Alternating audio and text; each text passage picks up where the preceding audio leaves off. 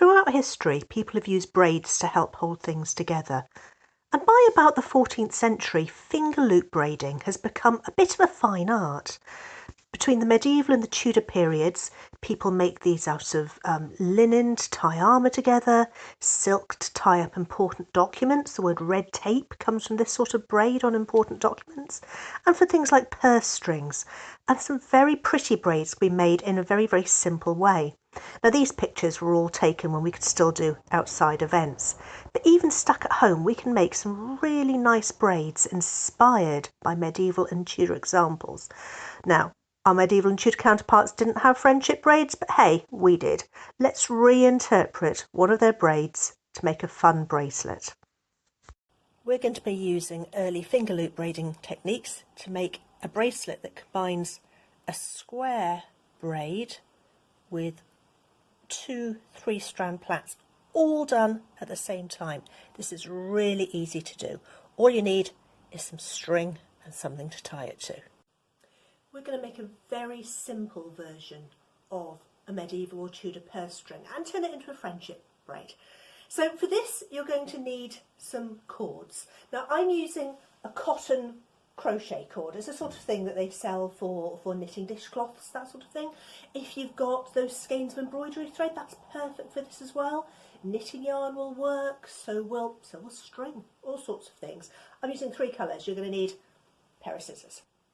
Find the ends on your string, and we're going to measure it by taking one end in your hand. You can bundle them together, and you're going to stretch it so that one end's in your hand and the other end reaches your nose. That should be about right to make a bracelet. Chop the ends off so you've got 3 bits of string. Tie the ends of each set of cords into a knot, just a really, really simple overhand knot right at the end. You're going to use the knotted ends in your fingers, and the loopy ends are going to be used to attach your work. So I've got the knotted ends of the thread here, which means the loops are at the other end, and I've just tied them onto my door handle. If you had somebody to hold the thread for you, that would work just as well. Now I've got 3 loops. I'm going to put 2 of them onto one hand and 1 on the other, and the way we do this is we hook one onto a little finger and try and hook it on so you've got a really good crinkle in the end of your finger. If your finger's straight, it's just going to fall off, and you want that to really stay on your finger. So that goes on my little finger, and the next thread goes onto my ring finger. Can you see how I've got my fingers hooked? So they're going to stay put. And then on the little finger of the other hand, I've got the 3rd one. So I've got red on my left hand, and I've got the white and the green on the other. Now there's 2 basic moves to this, and they both involve going all the way through to steal a thread from one hand to take it to the other side.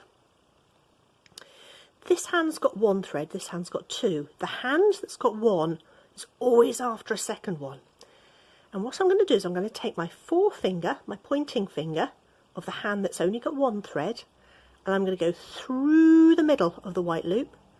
I'm going to go through the middle of the green loop, and I'm going to grab the bottom loop. Now you can either do it this way around, or I actually find it easier to put my finger the other way up and grab from the bottom.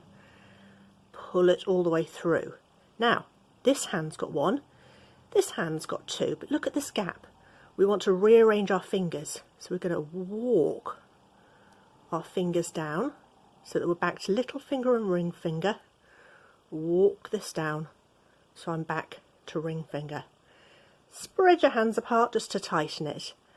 This hand's only got 1 now, so this finger, my pointing finger, goes through the green one, grabs the bottom of the furthest one, pulls it through.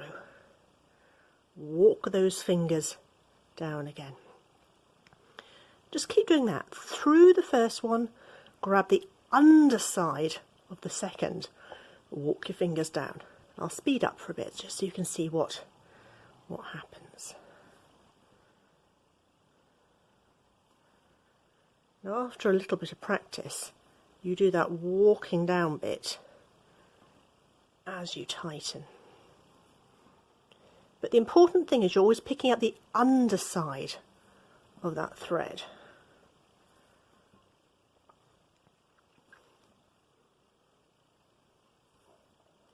Now we're only using 3 threads for this, but you could do this with 5 threads or even 7. The important thing is to have more on one hand than you have on the other, and the hand that's only got a few steals from the one with the most. So in our case we've got 1 and 2, hand with 1 steals from the hand with 2. So we need to keep doing this until we've got as much as we think is going to make for a good bracelet. And depending on the size of your hand will of course depend how long it is. I've got quite big hands, so I need to keep going just for a little while. And it's plaiting itself together at the top really nicely. I'll just do that move slowly again in case you've forgotten.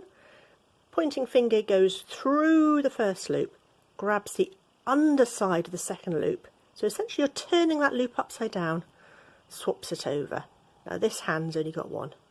Through, pick up the other side. A few more, and that will be almost long enough. The thing that's clever about early finger loop braiding is you can have more than one braid in the same pattern. So now I've got this nearly long enough to go round my hand. I want to do something different, so I'm just going to move that thread that's strayed at the back. No, I won't, we'll leave it. Okay, so final recap. Pointing finger goes through the first one, picks up the underside, the bottom of the other one. Picks at the bottom of the other one. Now I've been stressing that for a reason. Let's see what happens if I don't pick up the bottom. So this time I'm going to go through and I'm going to pick up the top thread. So there's no twisting going on. Pick up the top thread, pick up the top thread.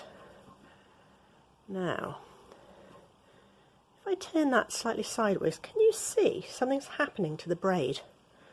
We're getting something quite different going on now.